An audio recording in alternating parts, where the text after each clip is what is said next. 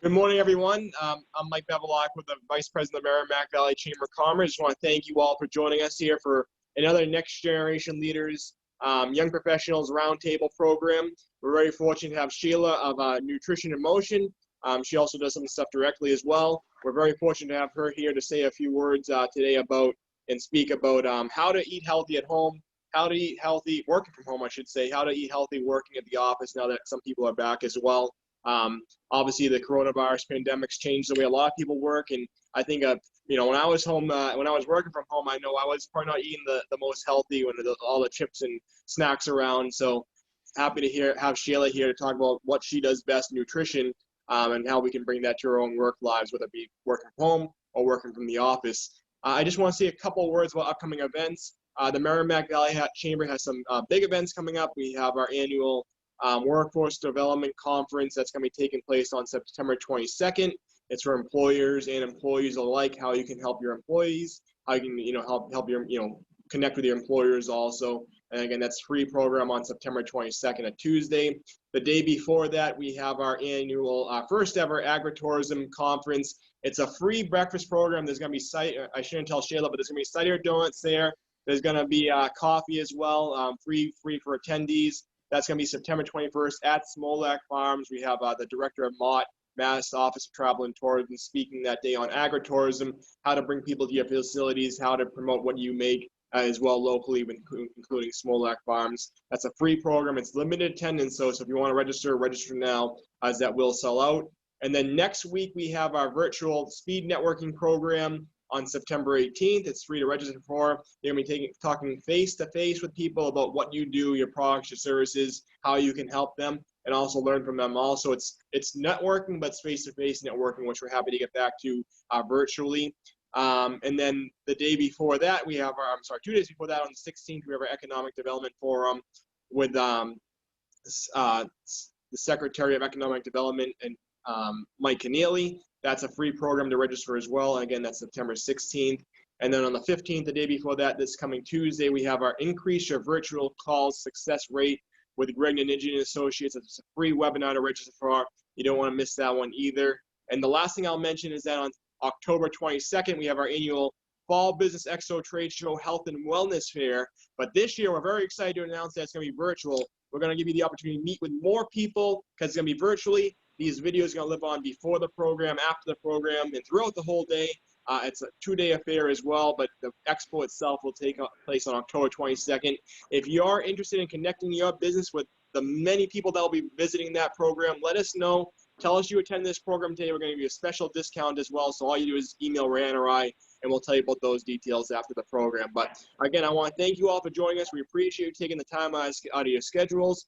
Our next NGL program will be at Shelagh Farms in October. It's going to be in person, limited number of attendees, and we're going to be apple picking. We're going to be networking. We're having a great time. So the date will be announced probably next week. So keep your eyes out on your emails for that. But with that being said, I want to thank our series sponsor for this series, TD Bank. Without TD Bank, they've been the sponsor of the series since I can remember now. We want to thank them for their continued support. Without great companies like TD Bank, we would not be able to do programs like these. So thank you to TD Bank. And I want to introduce Parker, who's going to say a few words to get our program started. So welcome, Parker. Thanks so much, Mike. TD continues to be so happy to be able to answer this event. We program.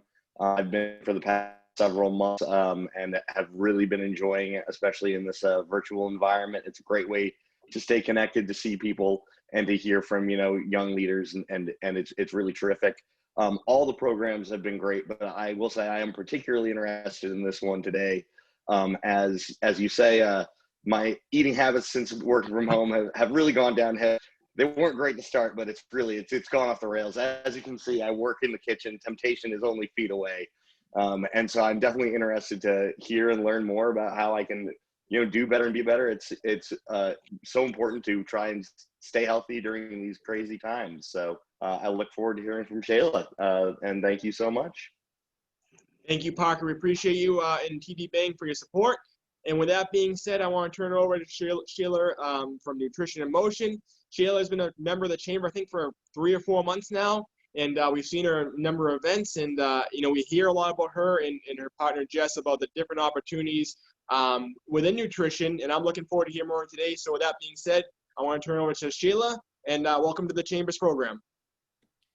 All right, awesome. Thank you so much for having me. Thank you for that introduction. So yeah, my name's Shelagh. I won't even reintroduce myself because Mike just did it. But yeah, so today we're going to be talking about eating well while working, wherever that might be. So it could be eating well while working from home, eating well while we're in the office, just trying to take care of ourselves, especially right now because, we're all trying to keep our health and our immunity in tip-top shape with everything going on. So yeah, whenever we're ready with the PowerPoint, we can dive right in. Awesome. All right, so we can go to the next slide. Perfect. So quick agenda. I think this is supposed to be like 15 minutes long, so hopefully you can hustle me along if you need to.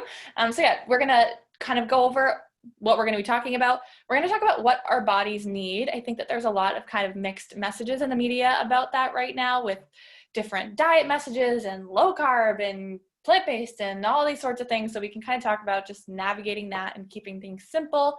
And then eating at work, eating while working, right? That's kind of like the bulk of today's topic, and then breaking that down into how we're going to do that. So we can talk a little bit about meal planning, mindful eating, being strategic with, our meals and snacking, and then walk through what some next steps could look like.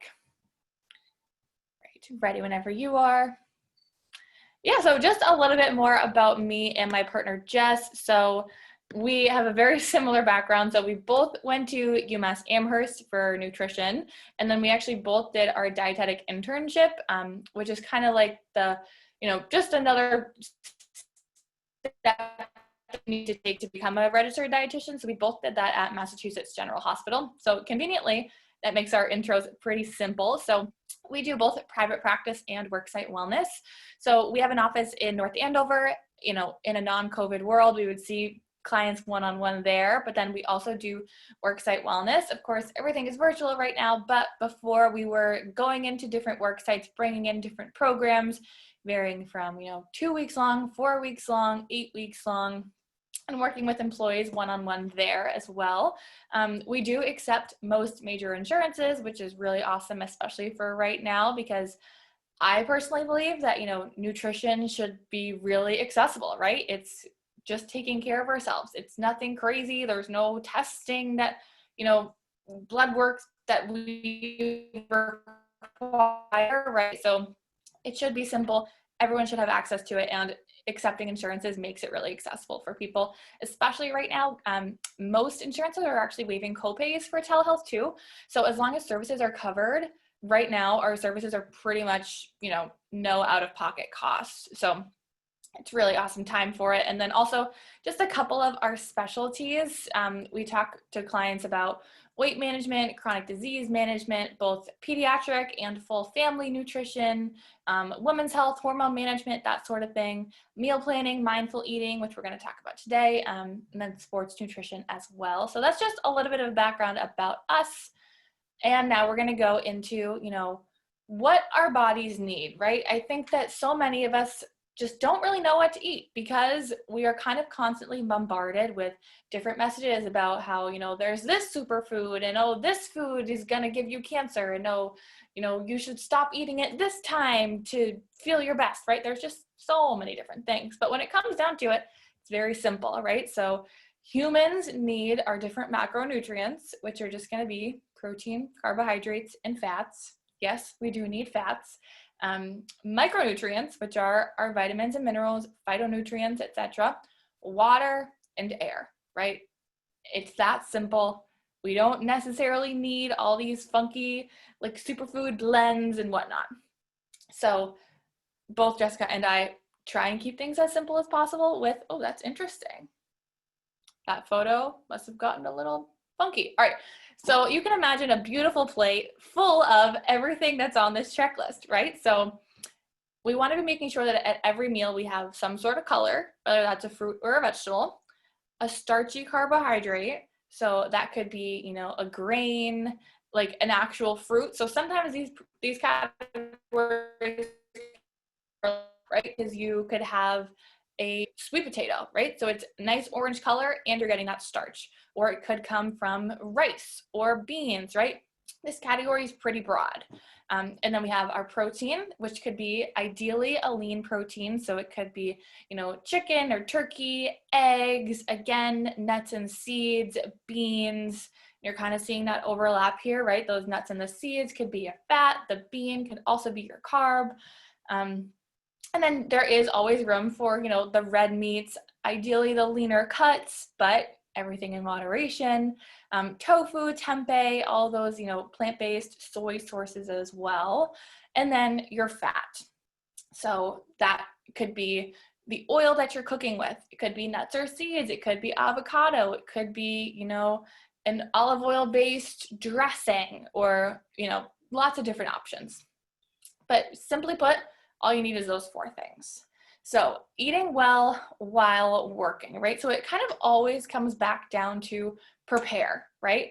If you have healthy food ready, you're probably going to eat it, right? Unless you want to, not eating the food that you have is either wasting food or wasting money or both, right? So kind of breaking it down to in the office versus working at home. So when we are going into the office, we want to make sure that one, we're bringing enough food, right? Because if you find yourself kind of, you already ate all your snacks and it's 2:00 and you're not supposed to leave until 5, then maybe you'll be heading down to the vending machine, or maybe you'll order something, right? Or maybe you'll go across the street to CVS or the gas station and pick something up.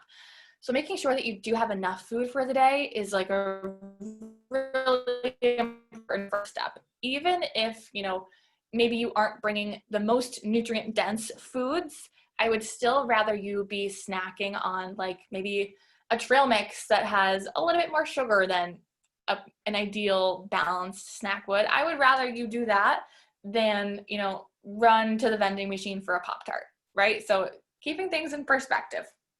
And then you also want to be realistic in what you pack, because if you're packing, kale can be delicious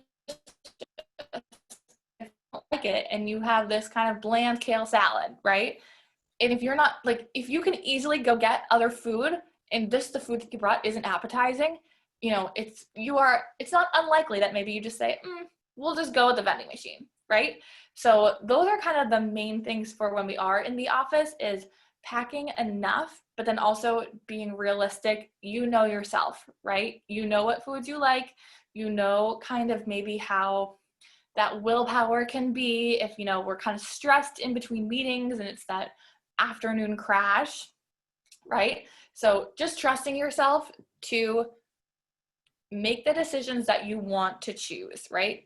And then working from home, we do want to make sure that we still are prepared and we're still planning. So I think that especially kind of in the beginning of the pandemic, when everyone was working from home, everyone was kind of using it as that excuse, and it was just that we have this fridge and we have this kitchen, and then lunchtime would come and we would try and throw something together. And it often might be picking at what our kids are eating for lunch, or it could be, a peanut butter and jelly sandwich, right? Or just something a little bit weak, not super balanced.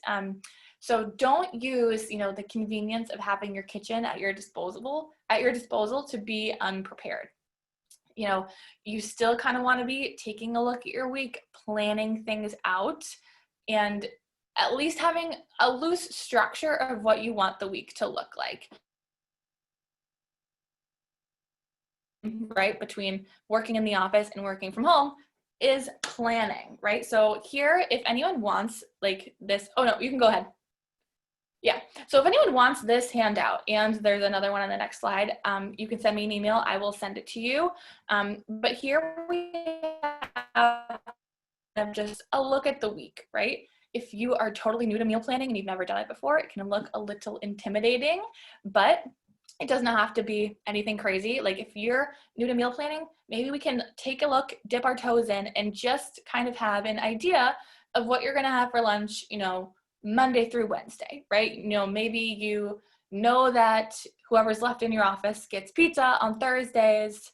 And pizza every once in a while is totally fine. There's room for it, right? So, and then Thursday night, maybe you know that you're going to cook dinner and you're going to have leftovers, so you'll bring that on Friday, right? So really only planning 3 meals. If you are a seasoned meal planner, then sure, go ahead and fill all 28 boxes or however many there are. But just kind of going into the week with some sort of plan is just going to set you up for success. It's going to help you stick to those choices as opposed to sort of grazing, which we'll talk about later. But it's kind of a good starting point. And then our next slide is more of like a shopping list. So this, I think, can be even more helpful than the last chart, because I think that so many of us go to make dinner and we're like, oh, I don't really know what we have. Let's throw a couple things together. Oh, maybe we have to shop at the grocery store, but you don't really have a list. So then you get home and you have 3 bags of rice and no onions or something like that, right? So kind of organizing it this way can help just jog your mind, while you're planning, and then just double checking what you have before you go. That's going to be the most important, because you end up wasting food, wasting money if we have duplicates. And then it can also just like ruin your confidence, right? Because when we're feeling organized like this, it just gives us this momentum. And so it can definitely be a little disheartening when you come home and you like have this recipe you're excited to make and you don't have the right ingredients for it, but you already went to the grocery store and you don't want to put your mask back on or walk up and down with the arrows in the aisles, right? So ideally we would be kind of getting everything the first time. So that's why checking, doing a little inventory and using this list can be really helpful. And then I think we're ready for the next slide. All right, so now we're going to talk about mindfulness. So I think that mindfulness is kind of a buzzword these days, and people throw it around. Everyone's talking about like mental health is definitely something that's more discussed lately, which I think is awesome, but it doesn't mean anything if we don't actually kind of break it down or do the work. So, just from a definition standpoint, mindfulness is the basic human ability to be fully present, aware of where we are, what we're doing, and not overly reactive or overwhelmed by what's going on around us. So why is this important, right? We kind of want to be paying attention to, yes, like mindfulness in all aspects of life can be really important, but we're going to talk about how it specifically pertains to food.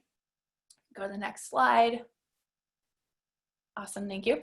So some of us might resonate with this little chart here. So everything is connected, right? Especially with all the stress that's going on, like with just the way that the world is right now, the pandemic, the world is on fire in a literal sense.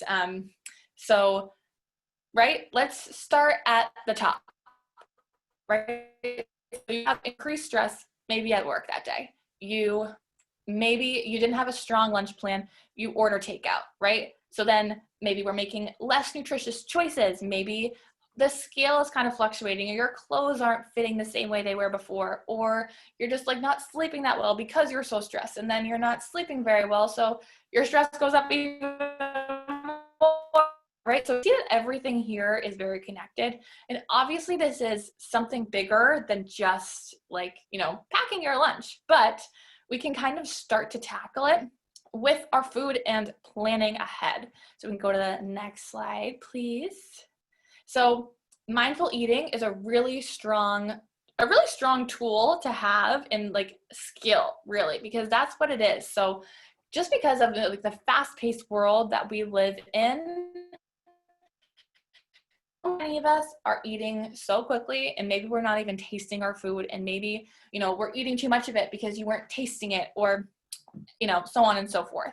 So if anyone, I don't know, you can like raise your hand or use a chat box, but has anyone like ever done any sort of mindful eating exercises before, or like familiar with it, anything like that? No? All right. So do we know what it is?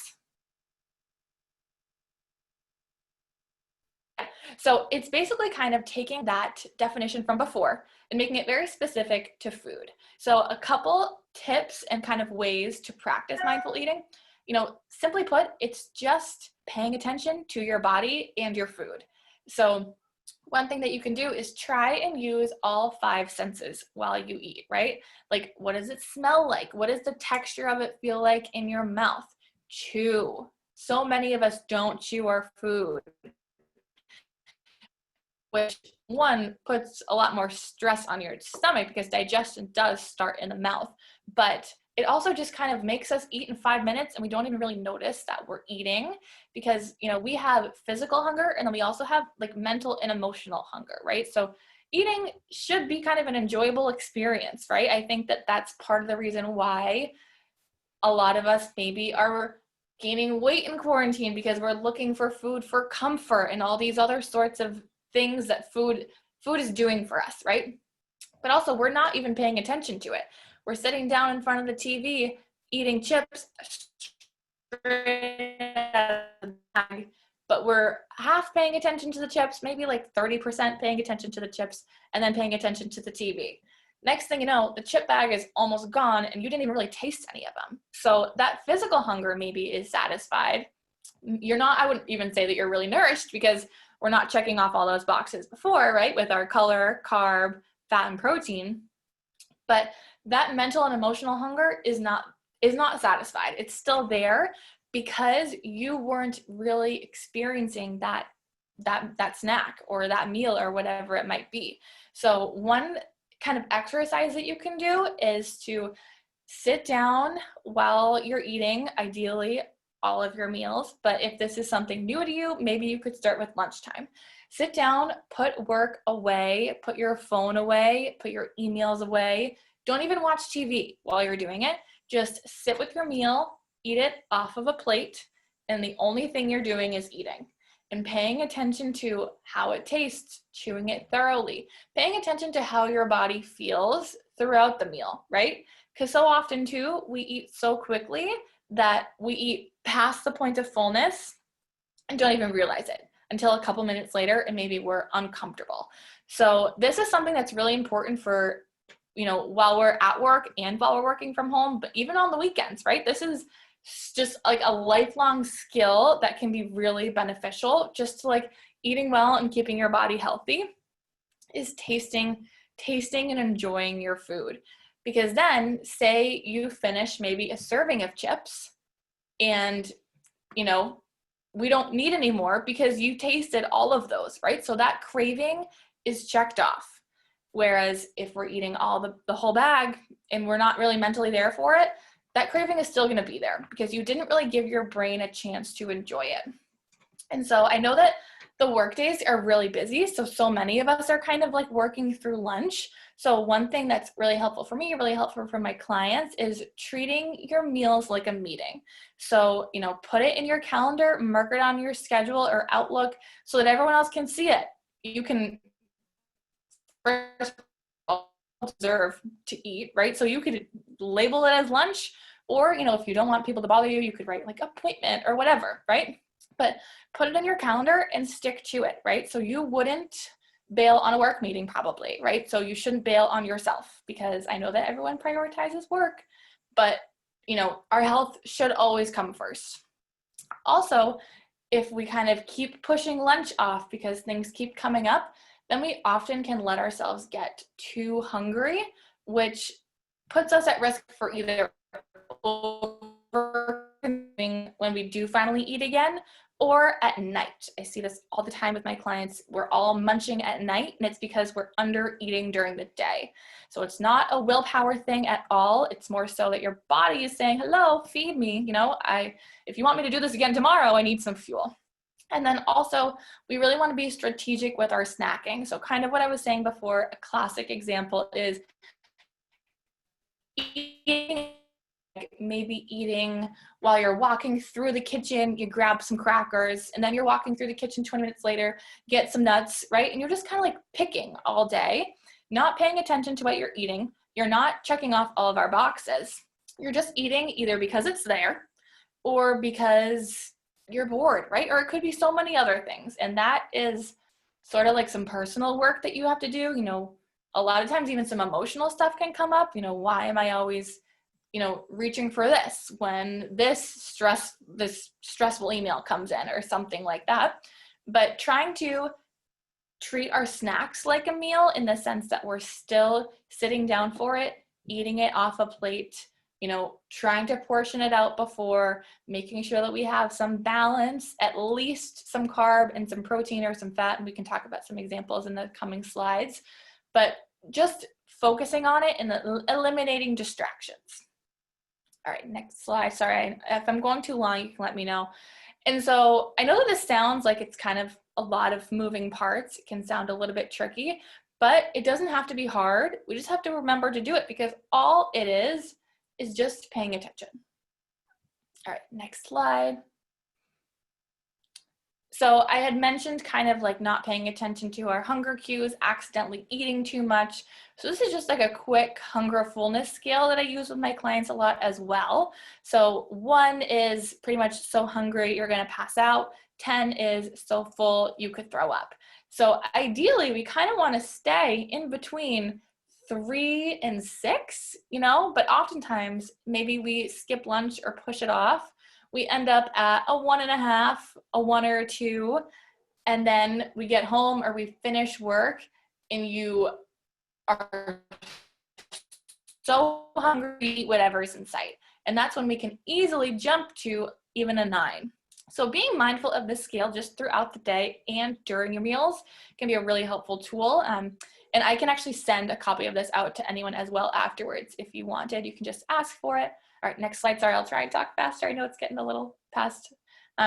So strategic snacking.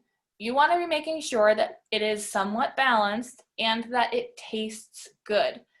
Prioritizing even just tasting, right? So many of us just inhale, or we're eating in the car, we're always eating on the go, we're eating in between meetings, just kind of getting in whatever we can.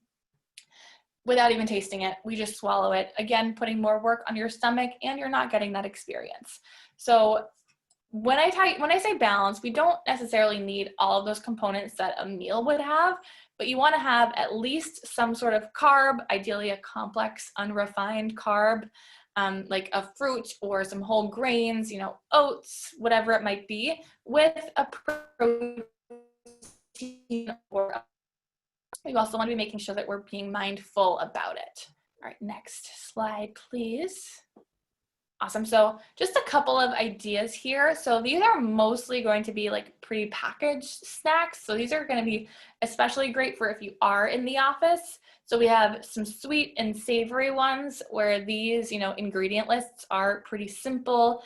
The ingredient list looks more like an actual recipe, right? Like, oh, I have most of these things in my pantry, or I know what they are, as opposed to, you know, maybe a funky protein bar that has 115 calories and 18 grams of protein, but the ingredient list is all like funky, big sounding chemicals that you can't even pronounce, right? So we want to be making sure that we're eating real foods as much as possible.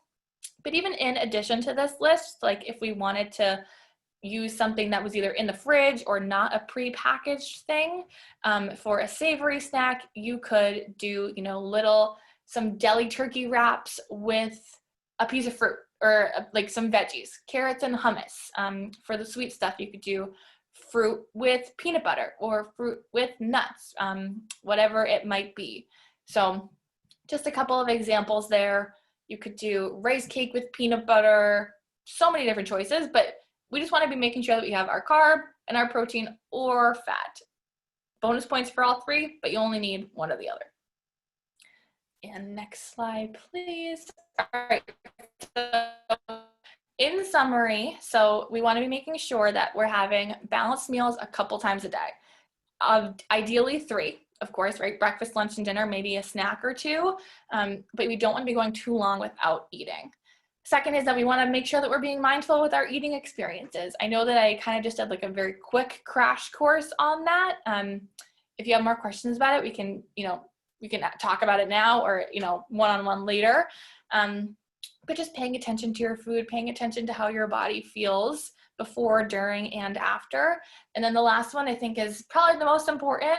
Set yourself up for success, plan ahead, right? Whether that's stocking your fridge, bringing a lunch bag to work that has everything that you're going to need for the day, but just planning. And next slide, please. All right, so as I was saying before, we do accept insurance. We do work one-on-one. So if you do kind of have like a specific question that is more personal, you don't want to talk about it in front of everyone, we can definitely work one-on-one. There's my contact information below. Also, we are doing some in-person visits now, actually, so it's not 100% telehealth, but unless you like really need to be in person, telehealth is probably the easier and cheaper option anyways. And next slide, I think, is the last one. Yeah, so anyone have questions or find anything particularly interesting, have something that really works for them that you want to share, any or all? Well, thank you, Sheila. We appreciate that. If anyone has any questions, you can either type it in the chat or you can just unmute yourself and ask Sheila directly. Yeah, I did ask everybody to unmute, so just feel free to talk if you have any questions for Sheila. Sheila, did I miss the amount of fats per day? Is there a particular amount? Like, I've heard there's a particular eating plan out there that talks about, you know, you should increase the fats and you should do all that. So, and like healthy fats, like eat the chicken skin or something like that, you know? So anyway. Totally. So very common question. And it's hard to kind of put one number to it just because everyone is so different, right? So you can kind of think of it as just like 1 to 2 servings of fat per meal, and maybe like 1 serving per fat. And so what is 1 serving, right? So that could be, you know, a quarter of an avocado, a tablespoon of oil, a tablespoon or 2 of nut butter, you know, quarter cup or 1/8 of a cup of nuts, or a small handful. You know, you don't want to go crazy with measuring either, because I think that that can be one, super hassle, but also it can just create like a little bit of obsessive behavior, I think. But you know, you could do like a full thumb of oil. That could be considered 1 serving, right? Using your hand, right? A small handful, like just the palm of your hand of nuts, the quarter of an avocado, as I said before. In terms of like the chicken skin and stuff, I wouldn't worry too much about that. I think that personally should be a flavor preference. You know, if you like it better with the skin, go for it, and that's going to have some fat. You just want to remember that that is going to be animal fat, so it's saturated fat, which is the kind that we do kind of want to limit. Technically, if you were kind of tracking everything, saturated fat should make up like 10% of the fats that we're eating, but we don't have to go crazy about it. So if you like the chicken skin, go for it. Just try and make sure that you have, you know, lots of other good stuff, and maybe ideally like an unsaturated fat too with it. So that could be maybe like cooking it with avocado oil, or having like some nuts with it, or like a good olive oil based dressing with it, or something like that. Does that help? Yeah. Everyone gets very caught up on the numbers, and I think that that can really overcomplicate it. Because as long as we're kind of, I keep going back to checking off all those boxes, you should feel energized and satiated for at least like a couple hours. Mm-hmm.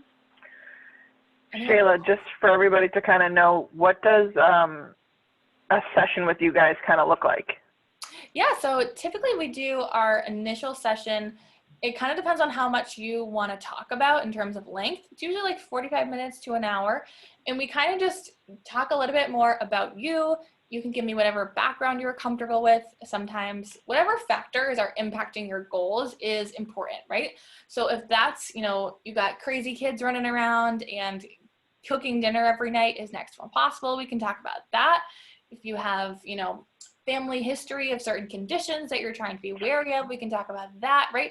Whatever is going on, we can chat about. So personal stuff, health stuff, but we just sit down and really kind of get into it.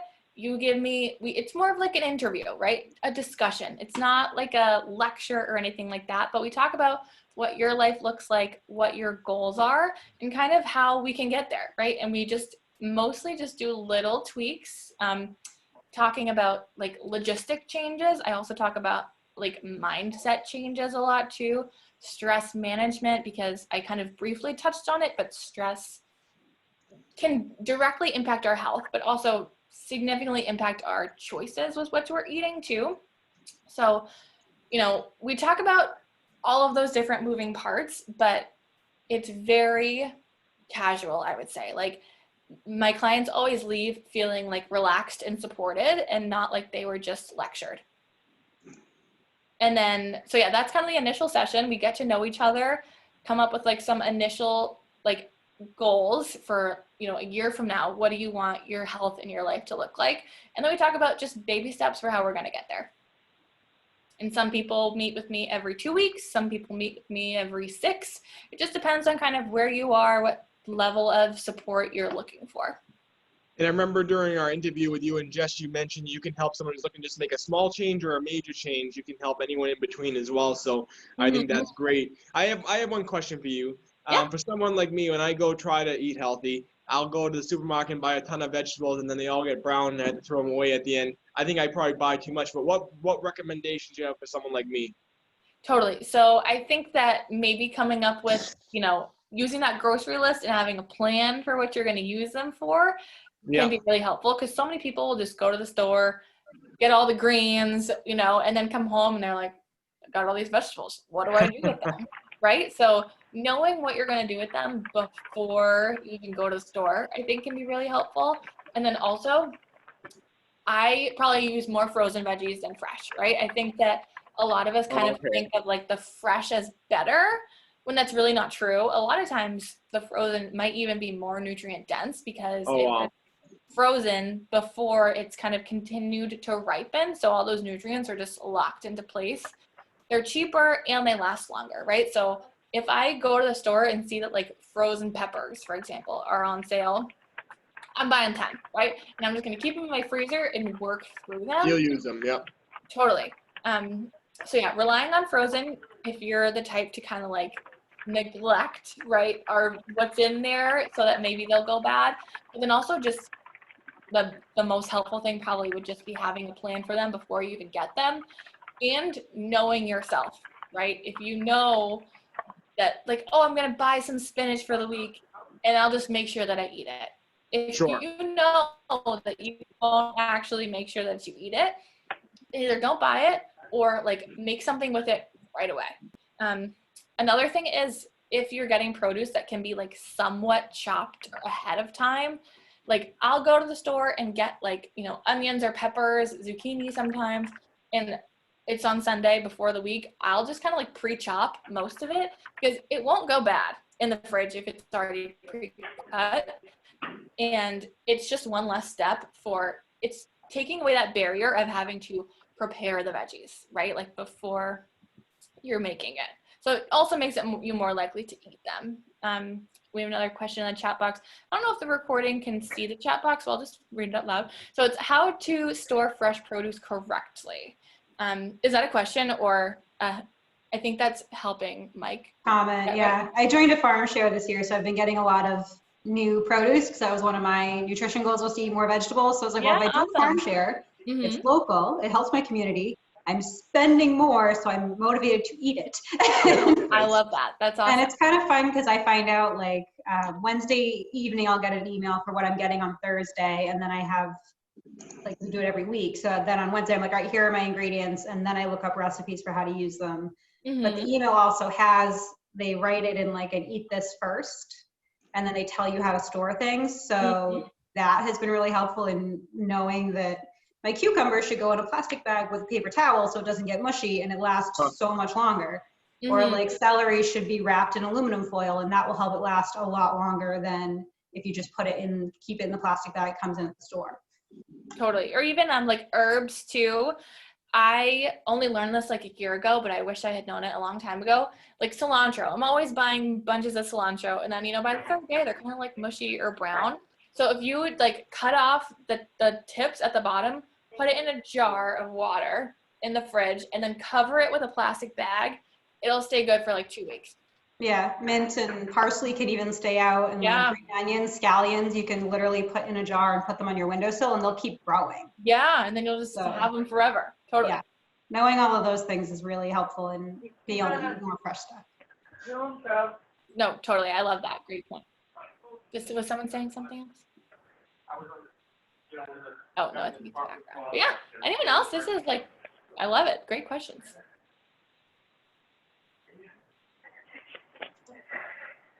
Awesome. No, I And think, Sheila, Shelagh, I think that was awesome. Thank you so much. And I'm actually really, really intrigued by the things that you and Delia were just saying about how to store the vegetables, because I know that's my biggest issue. And I Totally. grow my own herbs, so that's awesome. Oh, awesome. Yeah, they'll last so long. and you'll send us we can send the PowerPoint out to the people who register today as well. Is that okay, Shayla? Oh, yeah, definitely. Sure. Oh, Sorry, I didn't know perfect. you were asking me. Oh, no, yeah. Totally. Yeah, no worries. Please Perfect. do. So yeah, we'll send the interview out. We'll send the PowerPoint out. We'll send your contact in case anyone wants to get in contact with you for anything. But anyone else, any last questions before you sign off? No, this was great. Thank you, Sheila. It was Awesome. wonderful. Yeah, thank you all for coming. This was really fun. Thanks for having me. Perfect. Well, thank you again for taking the time on your schedule, Shayla. We appreciate being part of it today and being part of the Chamber of Commerce. So thank you for joining us today. Thank you Of all. course. Thank you. Thank you also to TD Bank for sponsoring. Like I mentioned, we will have our next event at Smollack Farms in October. We'll be picking apple picking, so we'll be picking healthy fruits off, and I'll know how to love store it. them better now as well. So we look forward to seeing you all there. But enjoy the rest of your week, everyone. We look forward to seeing you next week. And like I mentioned, we have the speed networking event next Friday, as well as a number of other programs. So check it out at merrimackvalleychamber.com, or give us a call or email with any questions. So thank you all for joining us. Enjoy the rest of your day, and enjoy your rest of your Thursday. Thank you. Nice.